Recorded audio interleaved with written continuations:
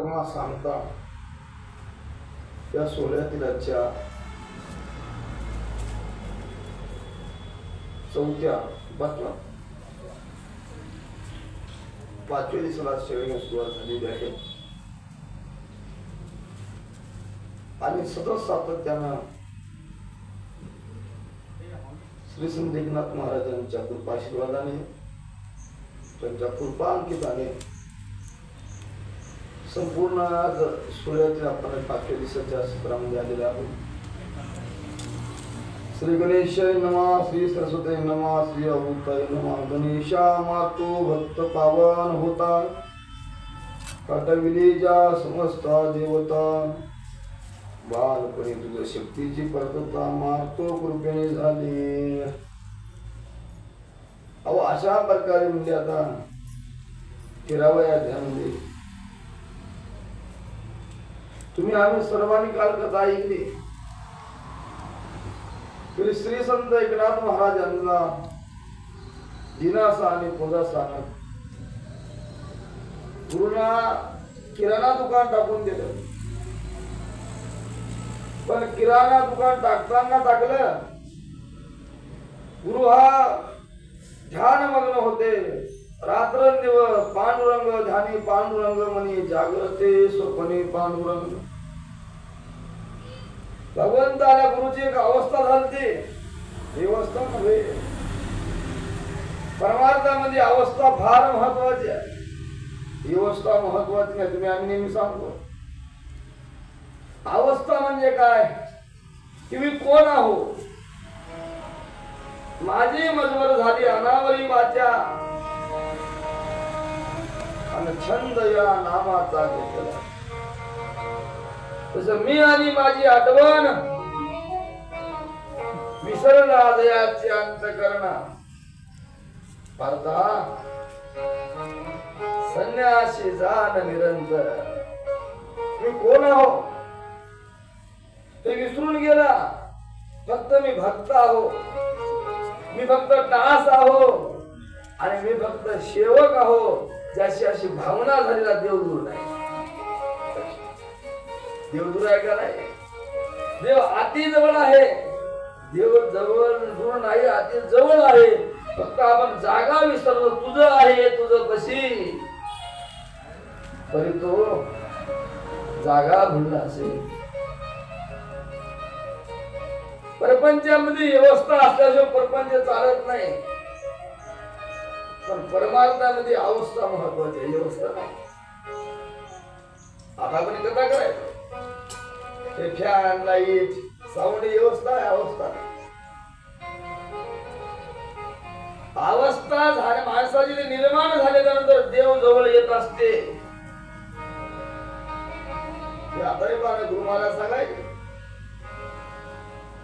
शेतामध्ये आपण काय म्हणतो कडू छन्या, कडू छन्या नावच आहे कडू छन्या, बरोबर। पण कालांतराने त्या कडू छन्याचं रूपांतर शेंदामध्ये बदललं जातं। शेंदात लहानपणी ते छन्या कडू लागायच्या, लहानपणी कालांतरानं काय झालं, छन्या गोड लागला। मग त्या छन्याचा सुगंध काय झाला, येऊ लागला। मग गोडही छन्याचं रूपांतर गोड मध्ये झालं। ते छन्याची अवस्था महत्वाची आहे। तशी जर अवस्था निर्माण झाली की का नाही, भगवान कृष्ण भगवान की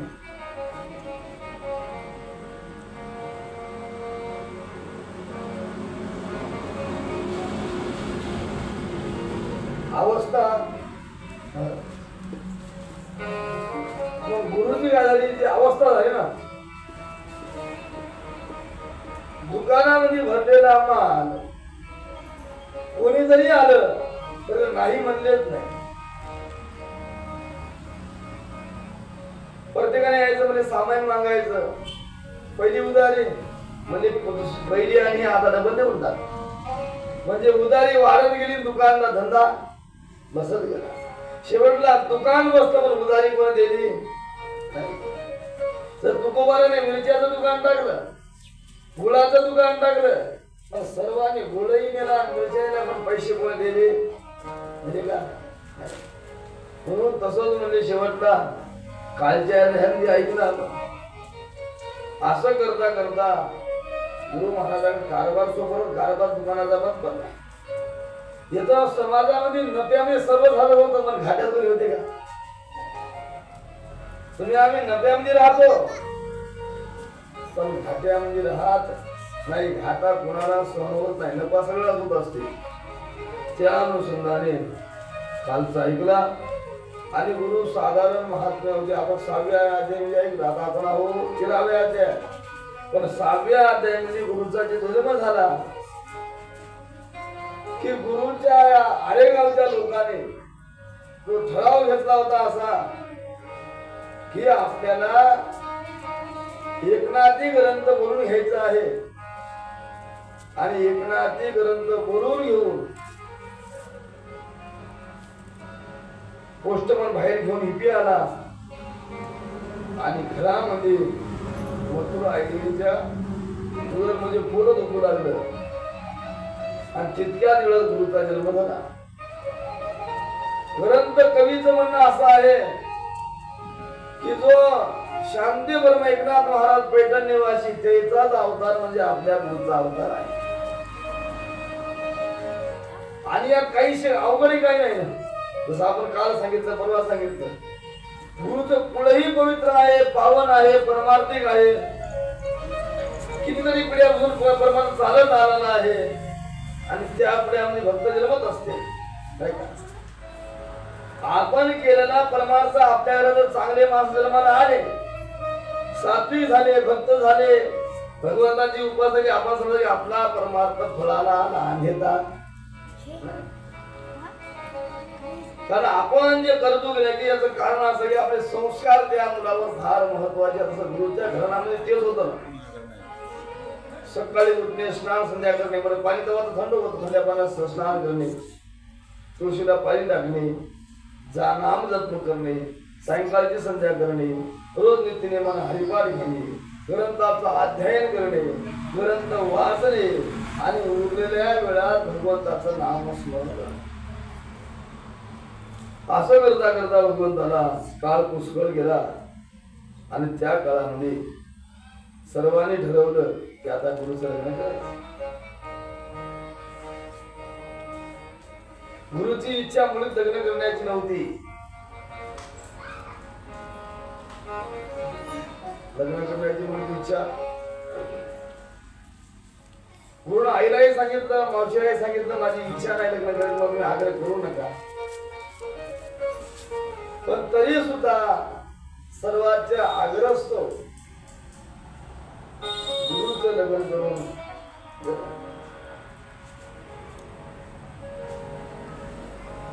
त्या ठिकाणी गणपत जाधव होते.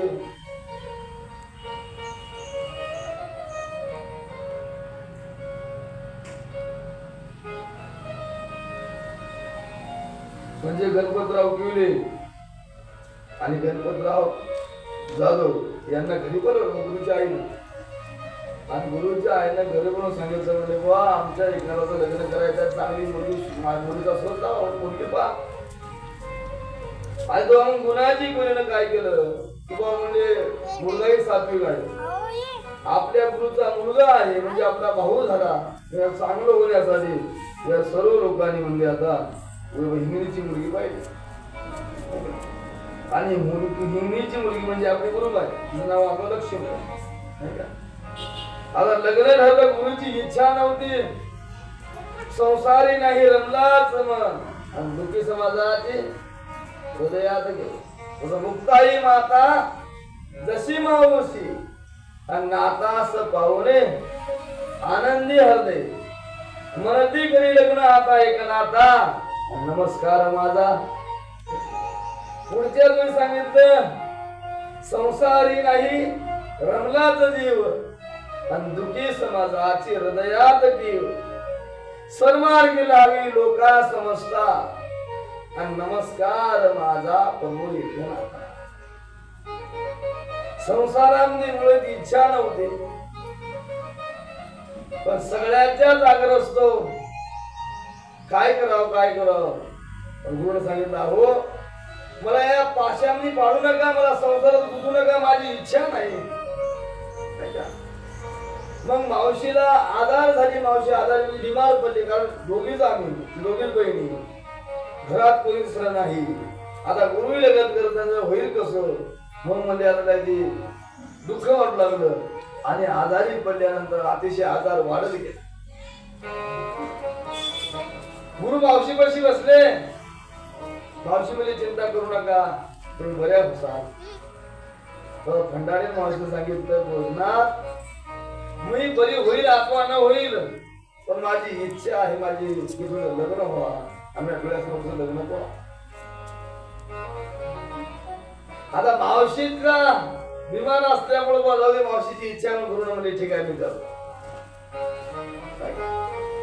करतो म्हणल्यामुळं मावशीला वचन दिलं. मावशीलाही आनंद झाला, माईला मुक्ताबाईलाही आनंद झाला. भगुनाजी कोले गणपतराव जाधव त्यांना घरी बोलवलं, सांगितलं म्हणजे बा चांगली मुलगी पहा, चांगली घटिका पहा.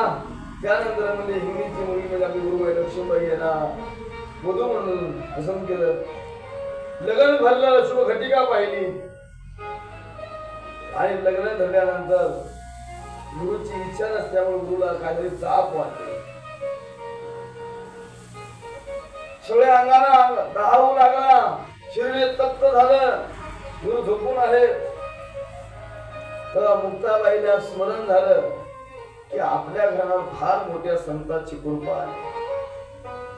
त्या अवलियाचं स्मरण करून देवघरामध्ये गेले आणि देवघरात जाऊन हात जोडले, बुधाजी महाराजांची विनंती केली, आळवणी केली, करुणा भागली. तुम्ही आमच्या कुळाचं संरक्षण करत आलेले आहात, आमच्या कुळावर तुमचं छत्र आहे, तर माझ्या मुलाला त्या आधारातून बरं करा, उठवा माझ्या मुलाला. आणि त्यातला अंगारा उचलला आणि कपाळाला अंगारा गुरुच्या लागला. तितक्याच वेळामध्ये एक साधू घेऊन साधू ठिकाणी आला.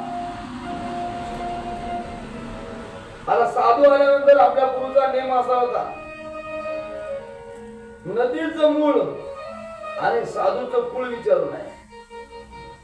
साधू कोणाही कुळात जन्माला येऊ द्या, पण साधू हा पवित्र आहे, पावन आहे,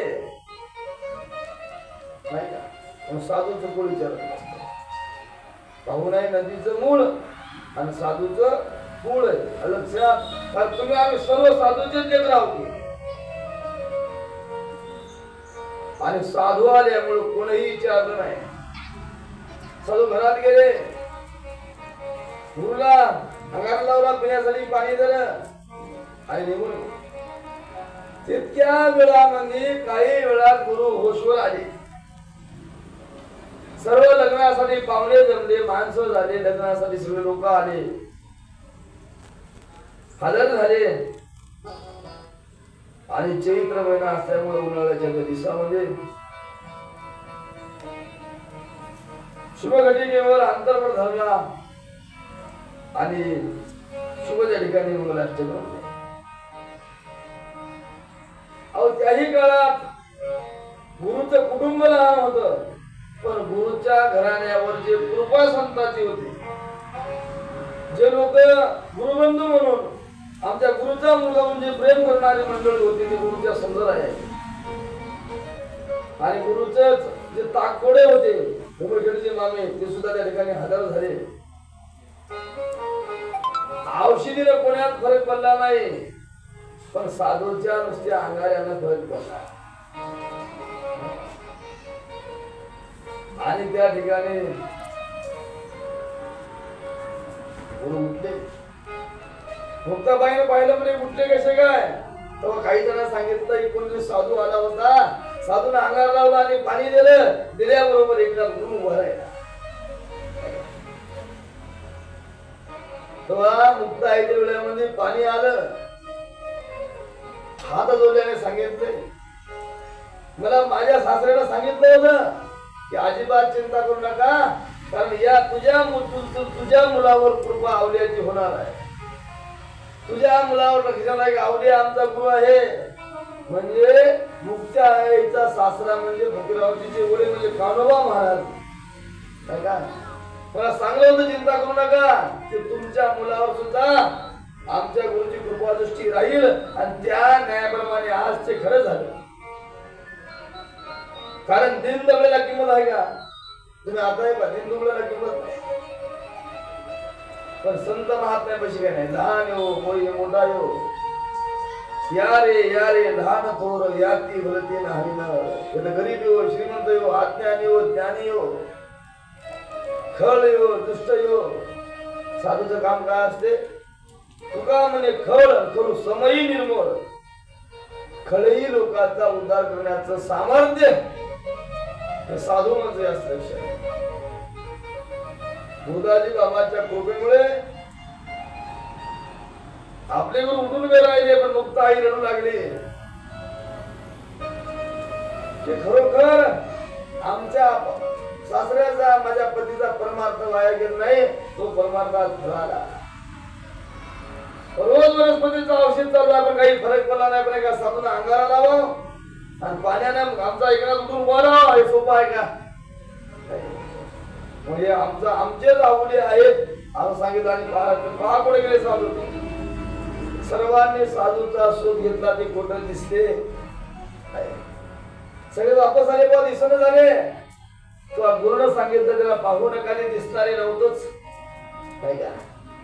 कारण एखादा संत महात्मा कळणं सोपं आहे का? आपलं आता गुरु कळाले का आपल्याला? गुरु कळाले नाही, कारण संत जिवंत असताना माणसाला कळत नसतं. ज्याला कळाले त्याचं भाग्य उदयाला आलं. नाही का?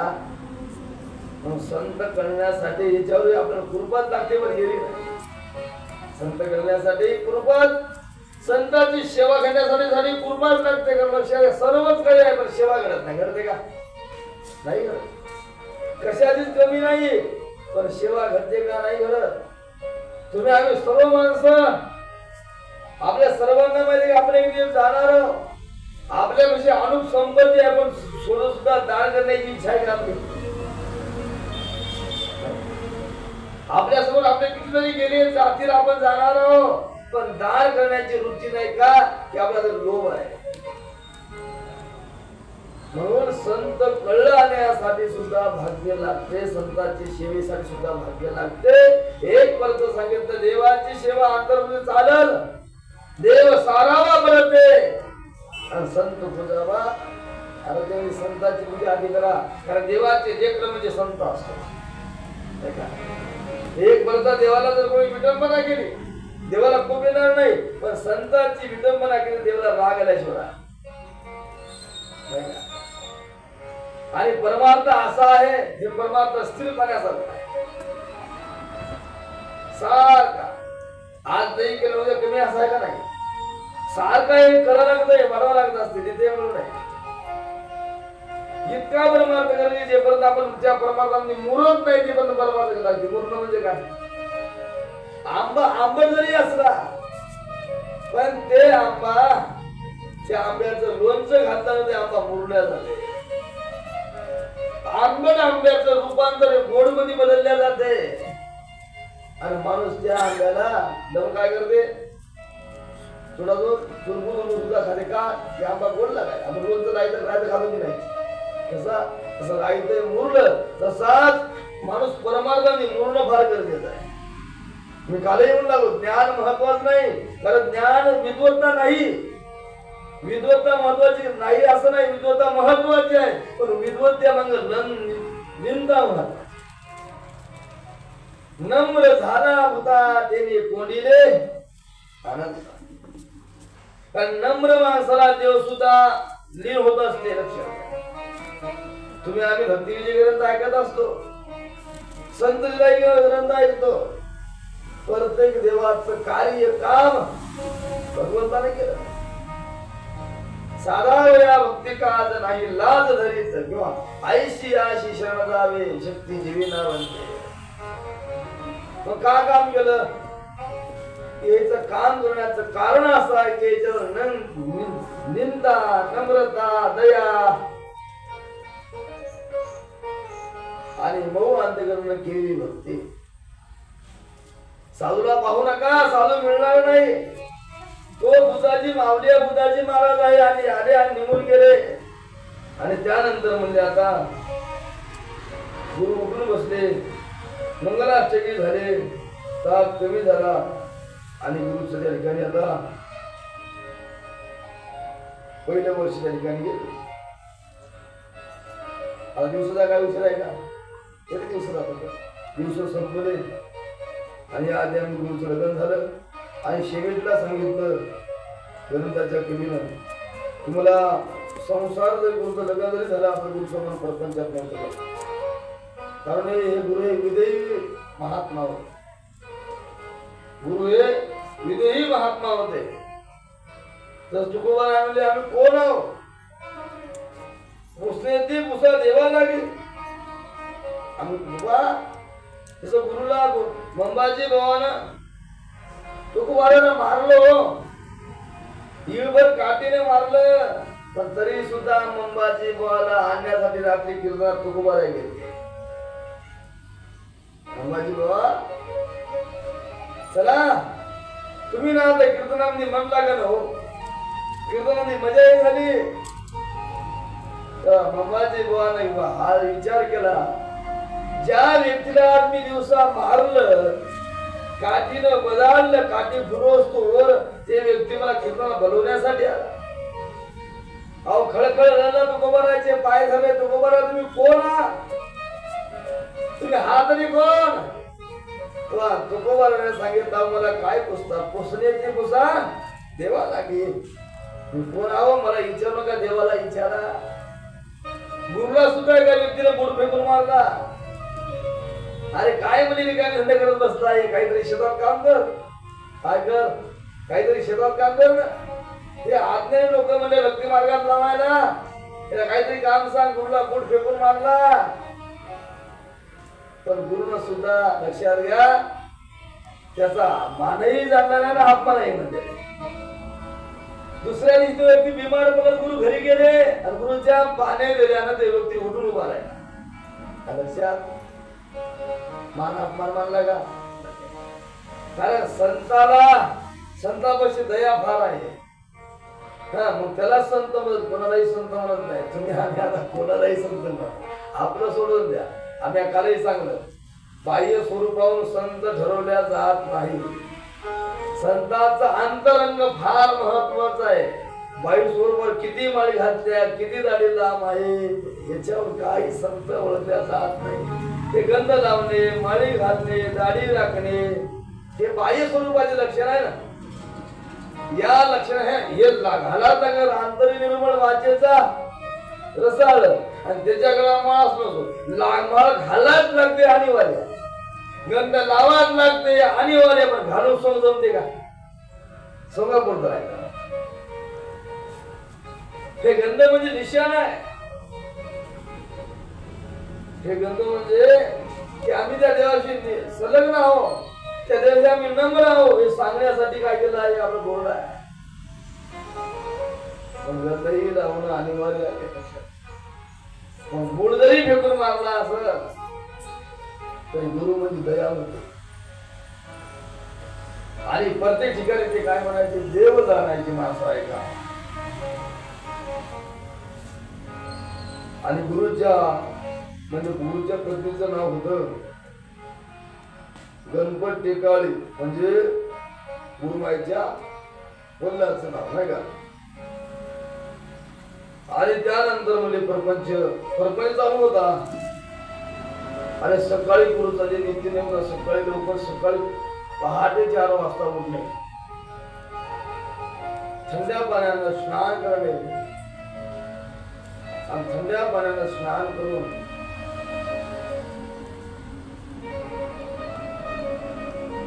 तुळशीची पूजा, नामस्मरण, पूर्ण सांगतो जास्त भगवंता नामस्मरण जास्त करायचं. सारखे नामस्मरण करायचे का? आता आपण पाहिलं सगळे सांगतो म्हणून पोथीमध्ये गुरु चालता बोलता बोलणं कमी राहत आहे, नामस्मरण जास्त करायचे. नाम फार महत्वाचं आहे. आणि नामस्मरण करत असताना गुरुचा संसारातला 1 वर्ष गेला आणि गुरुला एक मुलगी झाली. गुरुला एक मुलगी झाली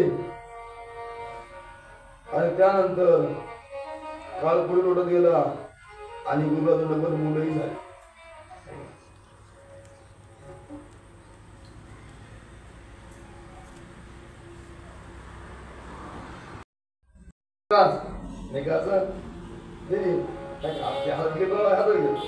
म्हणजे मुलीचं नाव गंगाबाई, मुलाचं नाव प्रकाशराव आणि एकाचं दिलीपराव. काल लोटत गेला आणि काल लोटल्यामुळं त्या गुरुचं लक्ष संसारात नव्हतं. पाहता पाहता गुरुच्या मुलगी लग्नाला आणि गुरुचे लग्न लवकर व्हायचे आणि लवकर व्हायच्या नंतर गुरु बरोबर म्हणजे या मुलीचं लग्न करायचं.